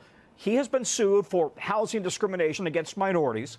His comments about the Central Park Five black men who were all exonerated of a horrific crime in New York. Again, they didn't do it. The so-called birtherism conspiracy with President Obama and Vice President Harris. His remarks about immigrants from Africa, telling some Democrats they should go back to their countries. He's called the majority black city of Baltimore infested. And throughout the president's second term, this White House has had a kind of a frequent pattern of echoing white supremacist messages, memes, tropes. What made this post different, both in the reaction on Capitol Hill and the fact that the White House has now agreed to delete it? It's a really great question, Tom, and one that is largely inexplicable. But I will tell you, this is really the only case that we've seen of Republican pushback. And not only that, but senators are not on Capitol Hill right now. They are already out of session. So the fact that you're seeing them post these things on their own volition, not pressed by reporters, not dodging us and having us, in some cases, print some of those posts and show it to them only to be told they haven't seen it. No, this was extremely different. And I will tell you, Caroline Leavitt's initial statement is extremely notable, and we saw some lawmakers directly respond to it, essentially saying that even if this was a meme, even if this was unintentionally posted, one lawmaker, I'm talking about Senator Ricketts, actually said if a reasonable person sees the racist context to this, or he said, excuse me, a reasonable person sees the racist context to this. Other lawmakers, from the president's allies to people that we never hear criticizing President Trump. Tim Scott is a great example of that. He is somebody where even if we try to chase him in the hallways, he does not engage with the press. He was very slow to criticize anything having to do with Jerome Powell, for example. But in this case, he went on X and he said, this is the most racist thing I've seen out of the White House. Keyword most. Some sources pointed that out to me, saying that it was interesting phrasing from him. And then, of course, we saw the White House pull this post and say it wasn't the president's. But what's notable about that, and hopefully I'll get to ask the president about this in a couple of minutes, is if he's not posting on Truth Social, are his staff just allowed to do that without his approval? I think that is a key question. Tom? And his endorsement, right? If they're speaking on his behalf. They posted a blatantly racist image. If you want to look at it online, you can judge for yourself, but there's no doubt. Julie Sirkin, thank you very much. Explosive moments in a New York City courtroom with a judge delivering a legal blow to the man accused of killing United Healthcare CEO Brian Thompson. Luigi Mangione saying, as he left court, quoting him here, 1 + 1 = 2. This is double jeopardy by any common sense judgment. It's the first time we've heard from Mangione since his legal hearings began. He was in court today to plead for a later start date in the state murder trial against him, because his federal trial starts in April. We want to bring in NBC Stephen Romo. Stephen, a dramatic moment there from Mangione in court, and it seems that Mangione is referring to his defense's whole strategy here. Yeah, hearing that from Mangione just outside of court, and dramatic to finally hear from him, of course, but the message itself not much as a surprise. His defense attorney, Karen Agnifilo, saying pretty much the same thing after a hearing for his federal trial just last week, really emphasizing that she believes and the defense team believes it's unfair to have these parallel, simultaneous trials happening, calling it unacceptable. Here's more of what she had to say. All I will say is double jeopardy is meant to protect people, and they're using it as a weapon here. So it's unfair.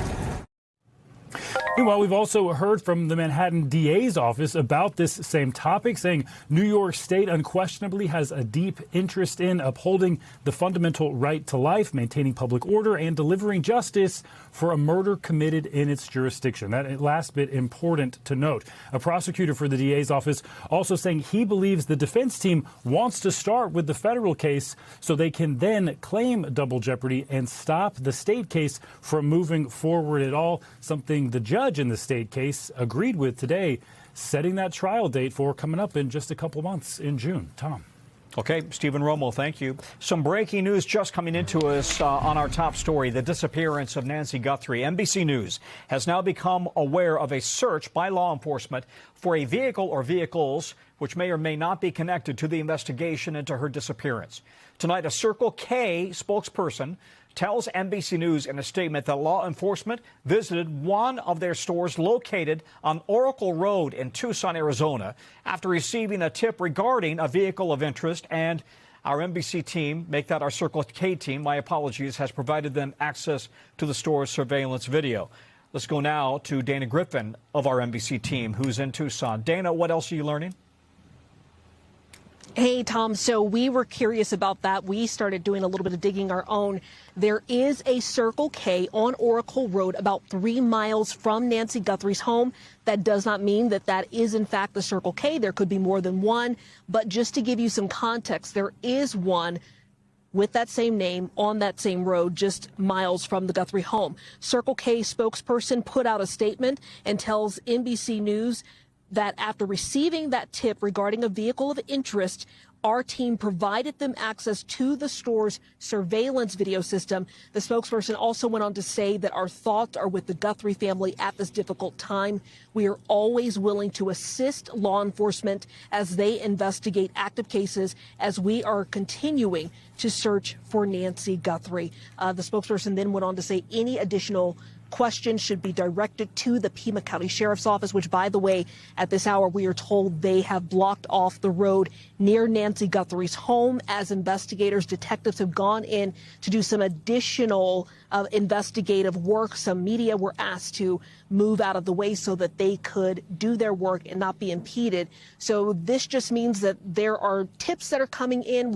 They've said this from the very beginning. Tips are one of the most helpful things for them because they are going to evaluate every single one of them. And like you said, Tom, this does not mean that they have connected a vehicle or vehicles to this crime, but it just means that they are continuing the investigation, and it is very active even at this hour. Tom? Let's go to, let's stand by, Dana. Let's go to NBC's Jim Kavanaugh, who, of course, is a crime expert, a veteran special agent from the ATF, and now working for NBC. Jim, this is what we've been talking about for several days, right? The idea that maybe law enforcement would maybe get a tip on a car, on a license plate, and then hopefully start to try to connect dots. Right, and we talked about it. We talked about it yesterday on the air. You know, one thing they're doing, Tom, they're tracking the cell phones that were in the area, and especially the timeline was so critical when they broke that down and released it yesterday with the 1:47 a.m. Where the doorbell camera was taken up to, I think, 2:28 a.m. when the Apple Watch stopped. So you got this 40-minute window. But the key to that, it's in the middle of the night. Yeah. It's 1:45 in the morning to 2:20. Well, I can tell you, being an old uniformed patrol officer, there's nobody out. There's nobody out. It's just the cops, people going to work, a few people, some people coming home from a club or something, even in a residential area like that. Very few vehicles. So you sweep out, when you know that type timeline, you sweep out 5 miles and start collecting the video from those stores like Circle K. And you start seeing who's moving, because there's very few people moving. And then you can zero in on a vehicle. So that's a good lead. Usually a good lead. So if they are in fact looking at a vehicle or vehicles and that may have been around the Circle K, then they'll start saying, okay, does that vehicle show up on this street or that street? And I guess that gives them their first foothold, if you will, on trying to go through all of their own camera videos, right? If the county has kind of those street cameras, to start looking through there, as well as doorbell cameras, all of that. Right. You start trying to walk it back. You might get a license plate reader, but sometimes you're not that lucky, and then you just get into vehicle description. But if it's on a picture or photograph, that's better than an eyewitness description, because sometimes those can vary. So if you have the photograph, and we have done on these major cases, if we don't have a tag number right away and we got a certain car, certain make, model, SUV or something, we go right to the Division of Motor Vehicles, to state troopers who are in the command post, and say, all right, we want every one of these that's in Pima County, number one.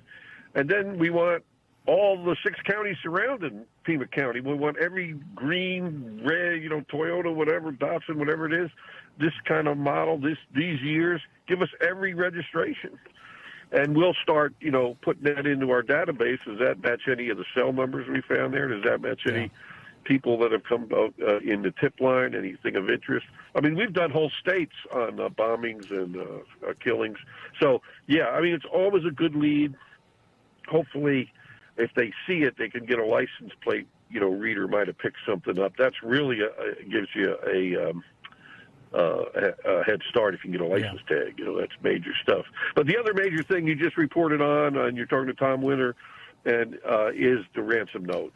And that's the priority thing. If that ransom note can be authenticated as from the abductors, then that moves everything really closer to Nancy's release. So that's a very positive sign if it can be authenticated. So I was buoyed by that news this afternoon that a communication came in course, I'm cautiously optimistic. I don't know if it's real or if it's a Memorex, but we're hoping it's real and they can start a dialogue. You know, Jim, none of us knows at this point what's legit and what's not legit. And we are, of course, very nervous and worried and praying for Nancy. And I'm just wondering, you know, you've been behind the scenes on these types of all-out, emergent type of searches for people. Is there a SWAT, rescue team standing by? Is there a medical evac team standing by just in case something breaks? That's all laid on. That's all laid on. There's you have Pima County SWAT right there. You have FBI Phoenix Division SWAT, State Police SWAT, and you have it in all the surrounding states. Everybody's tuned in. They can move and do anything. They have air support. They have all those things. They're ready. But the critical issues that are happening right now, real time right now, is the Guthrie family's making decisions about what's in that ransom note, what it means, what can we do, how do we reply, and the abductors. You know, they made a critical decision to, if it is, let's talk about if it's real. They made a critical decision to, go for the money, because apparently the first letters were for money. Now, are they going to be the same letters? That'll be interesting fact. And I think it is. Yeah, go ahead. I'm sorry, Jim. When we looked at the timeline that we just had up here on the screen, and we've talked about this timeline ever since the the sheriff's department laid it out yesterday. What does it say to you that it would appear that somebody may have been in or around that home for a good 40 minutes in the 2 a.m. hour? Can you glean anything from that?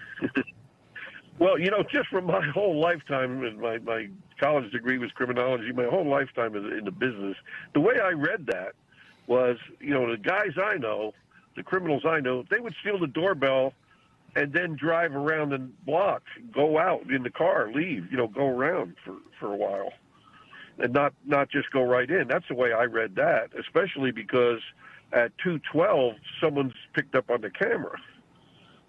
So it's like, to me, it was like they took the doorbell off, and then, they got in the car and they drove around. Did the police come? Did anybody call the police? Did neighbors come? Is it still safe? Nothing happened. Well, heck, we had 30 minutes. Now you go back, they're seen on the camera. Now, if you look at it that way, how tight that is, 2:12 to 2:28, I mean, they may have only been in there 10 minutes, grab Nancy, assault her, punch her in the face or something, drag her out, and they're gone. All right, Jim, thank you. I just want to underscore, Jim is talking hypothetics here based on his decades in law enforcement and solving big crimes. We do not have any inside knowledge as to what actually happened. Jim Kavanaugh, thank you very much for that. We're going to stay on top of the story, keep you posted as more information comes in. Again, if you have any information, there's the number to call, 1-800-FBI, 1-800-FBI, with any leads or any information that can help solve this mystery. We want to get over now to the 5 things that we think you may want to know about on this Friday, on a very busy Friday. Number 1, the U.S. Southern Command says at least 2 people were actually killed today when they were in a alleged narco-trafficking boat in the Pacific. We can tell you that according to Southern Command, 2 people on board died. This is the 35th strike since September. The Southern Command says the boat was traveling, quote, in a known narco-trafficking route. Number 2, police say they found the body of rapper Lil Jon's son, Nathan Smith, in a pond near his home in Georgia. It comes after a couple days after the 27-year-old was reported missing. His father, whose real name is Jonathan Smith, says he's heartbroken, calling his son the kindest human you would ever meet. The medical examiner is now looking into how he died. Number 3, prosecutors say they are dropping aggravated assault charges against a top NHL prospect after looking at video evidence. Now remember, Penn State player Gavin McKenna was arrested after allegedly punching a man. He's still facing other misdemeanor charges. Penn State Athletics says that it is aware of this, but declined to comment on an ongoing legal matter. We've not yet heard back from McKenna. Number 4, hundreds of people were evacuated from a train in Hong Kong after a portable charger caught fire on Friday. Take a look at that. Authorities are trying to put this fire out. It looks like the power bank was inside somebody's bag. Police say nobody was injured. And number 5, multiple sources tell NBC News the Trump administration has asked to have Washington's Dulles International Airport and New York's Penn Station named after President Trump, all in exchange for federal funding for a $16 billion tunnel project that connects New York and New Jersey. Now, that funding was already approved, but then the project was halted during the government shutdown. And without the money, the funds for the project run out today. The White House declined to comment on the report. Coming up from us, the Olympic Games officially kicking off today in Milan. We'll take you there for the highlights from the opening ceremony. Plus, the bizarre break-in in Kansas, how 2 thieves broke in through the roof of a bar. We've got the video.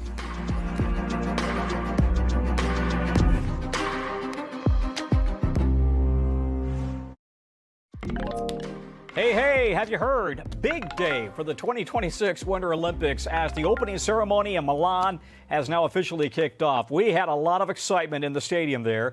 Athletes from each country proudly waving their flags as they should. Artists including Mariah Carey and Andrea Bocelli both singing in Italian at the celebration.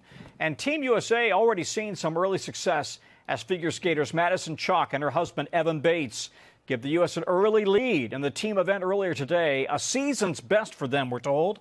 And in the biggest comeback of the game so far for Team USA, skiing. Star Lindsey Vonn went through her first training run today since rupturing her ACL in her left knee. NBC's Shaquille Brewster joins us now. Shaq, we're all jealous that you get to be there eating pasta, drinking wine, watching the Olympics. How was the opening ceremony? Well, Tom, I'll tell you, I was jealous of the people in that stadium because it was a fascinating opening ceremony. We saw Mariah Carey. That was my favorite part, her singing entirely in Italian, as you were mentioning, but hitting those high notes, really seeming to wow the crowd with her performance. We heard from the ceremony director last month that this was really intended to be a nod to Italian history, Italian culture, and throughout the entire ceremony, you saw that. Many nods to Italian art, music, film. It was just a fascinating performance that we saw, and a lot of work clearly went into it. We have some numbers for you. There were more than 1,200 volunteers that were part of this, the choreography that all went involved. They rehearsed for more than 700 hours. You see that number at the bottom. 1,400 costumes made, and this was an opening ceremony that was unlike many others that we saw, where it wasn't just here in Milan, but you had the parade of athletes in other areas where you have Olympic Games. Shaq, let's talk about Lindsey Vonn. I mean, this is what everybody here is captivated by, right? We saw her out there on the slopes for the first time today since she was badly injured. How does she look? Yeah, so after the training run, we heard from her coach, who said that she was making some wide turns. He admitted that everything wasn't perfect, but Tom, she also completely ruptured her ACL in her left leg, so that is to be expected. The fact that she made it down that mountain going at speeds upwards of 75 miles an hour, it was truly impressive. At the bottom of the hill, you saw a big smile on her face. It is possible, Tom, that we'll see her one more time in another training run tomorrow before that race on Sunday. She's even online defending the diagnosis that she got. So she seems to be in a good mood. She seems to be happy with the performance so far. And it's just impressive that she was able to do that with that injury. That lady is tough. Shaquille Brewster, thanks very much from Milan. Don't forget, tune in to NBC or Peacock this evening, 8 p.m., 7 Central, for coverage of the opening ceremony of the Milan Cortina Winter Olympics. NBC News covers hundreds of stories each day. You know, it's awfully tough to read, to watch, to listen to everything. So our bureau teams have drawn our attention to a few headlines. This is what they tell us is going down in the regions. We call this the local. Out of our southern bureau, the health department of South Carolina says there are now 920 measles cases in that outbreak that we've been reporting on. Hundreds of people in quarantine. One local hospital system there is now ordering mandatory masks because of the outbreak, now the largest in the country. From our Midwest Bureau, authorities arrested one of the 2 suspected robbers seen here rappelling through the roof of a bar in Kansas. You see the suspects drop right onto the middle of the dance floor. Basically, the sheriff's department says it's still looking for the second suspect. Out of our Western Bureau, another look-alike contest popping up in San Francisco for guess who Yeah, the next Super Bowl halftime performer, Bad Bunny. You can see the winner here looks just like him. He actually broke into song when he was asked to say a few words. Sticking with Super Bowl news, but instead of talking about the game, we want to chat about what people are eating during the game. Now, you've heard of protein maxing, right? We've covered it on the show. You know, people really trying to load up on amino acids to gain strength. So will the trend impact the snacks that you're chowing down on during the big game this weekend? You could be seeing a lot more chicken wings. Emily Lorsch has more in the breakdown. Whoever wins the Super Bowl this Sunday, there might already be a clear winner in the other bowl, the snack bowl in your living room. High-protein diets are all the rage right now, from social media. You're definitely going to want to save this high-protein pickle dip. To the nutritionist's office, flooding the food industry with new offerings, even whole menus. The rise of GLP-1 weight loss drugs helping spark the craze, and now the administration's new dietary guidelines centers plenty of meat. All teeing up a slew of new Super Bowl smorgasbords, from Greek yogurt-based buffalo chicken dips to cottage cheese stuffed pizza rolls. And come February every year, there's one American staple that always brings the heat. I think the only protein should be chicken wings. It's the quintessential football food. This Super Bowl Sunday, Americans are expected to eat about 1.5 billion chicken wings, up a touch from last year. I'll try to contribute 2 dozen to that. Chicken has been America's favorite protein for decades. We only see that increasing this year. Wings are a great source of protein, according to doctors, with about 70 grams per order, enough to fill the daily recommendation for most people in one sitting. But those who are health conscious should probably stay away from the deep fryer. This new demand for protein is showing up in a big way for producers like Tyson Foods. The idea of having chicken wings and football on, they're symbiotic, right? They go together. The good news for consumers, they're also the most affordable party dish this year, with the price down 2.8% in 2025 from the year before. That is, if you're making them at home. At restaurants, the median price of an order of wings in December was nearly $14, up almost 2% from a year prior. Stout NYC owner Carrie Agate Wozniak says she's not surprised. The price the Seahawks bar pays for wings this week doubles compared to the rest of the year. The bar's booked solid for Sunday, ready to roll out unlimited food packages, including, of course, wings with a side of blue cheese or ranch. To help with the spike in cost, packages with wings come with a $5 surcharge. Typically, the bar sells 2,000 pounds of wings a week, but on Super Bowl Sunday, that's how much they go through in a day. So we serve a lot of wings. I think we are going to see a bigger spike in chicken wings consumption. Off the field, chicken wings remain undefeated and maybe the real MVP. That is, most valuable protein. Emily Lorsch, NBC News. There you go, new MVP. Coming up, we're in San Francisco with a look at how the city is emerging from the so-called doom loop. That's next.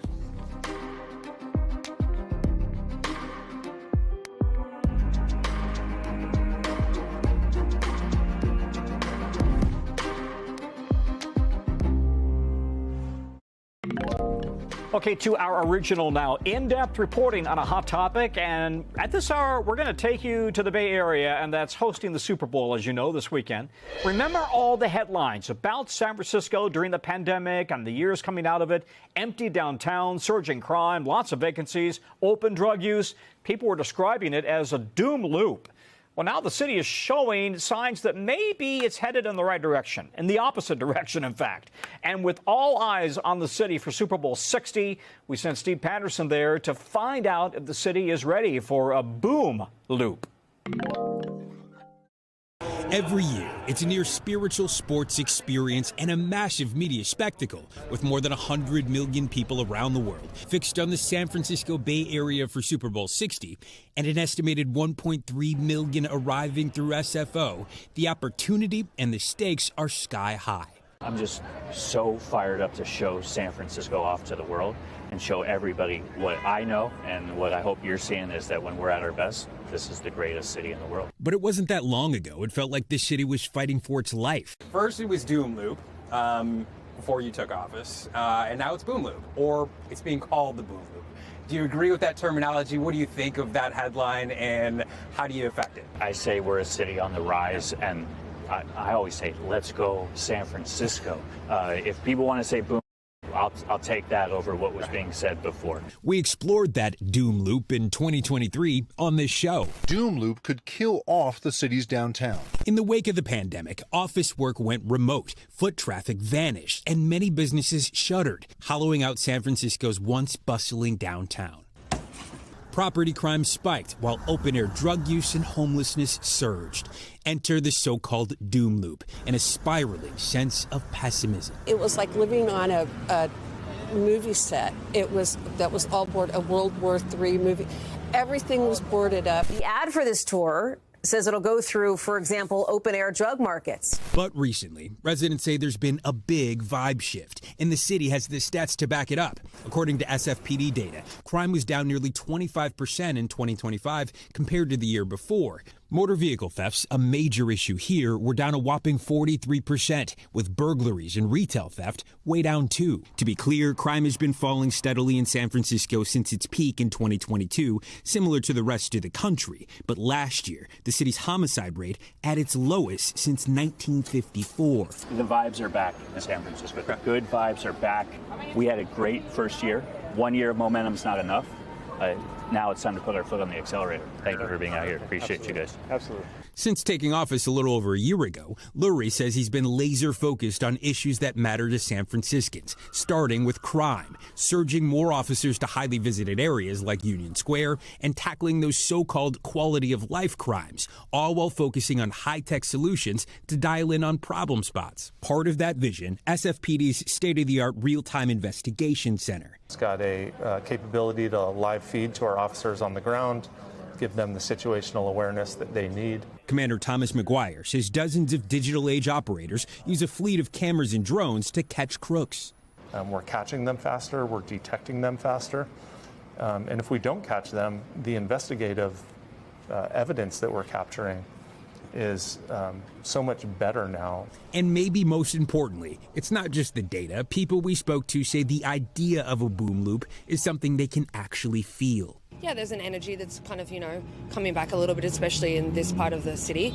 Among the challenges, the city's still troubling commercial vacancy rate of more than 30%, stores and office buildings sitting empty. And years after Westfield walked away from the once historic San Francisco Center Mall, citing slow sales, foot traffic, and crime, it finally just shut down. The mayor admits there's still a lot of work to do.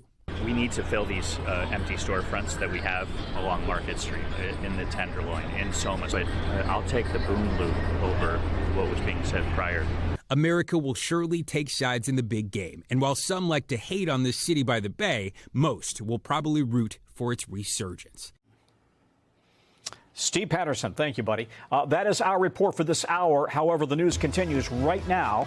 We will have Super Bowl coverage, of course, on Sunday. It all starts at 12 o'clock noon on Peacock and NBC.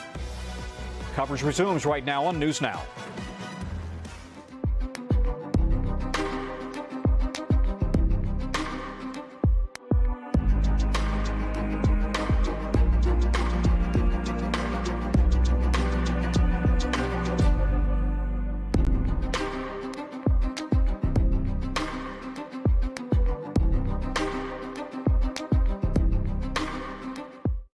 We thank you for watching, and remember, stay updated on breaking news and top stories on the NBC News app or watch live on our YouTube channel.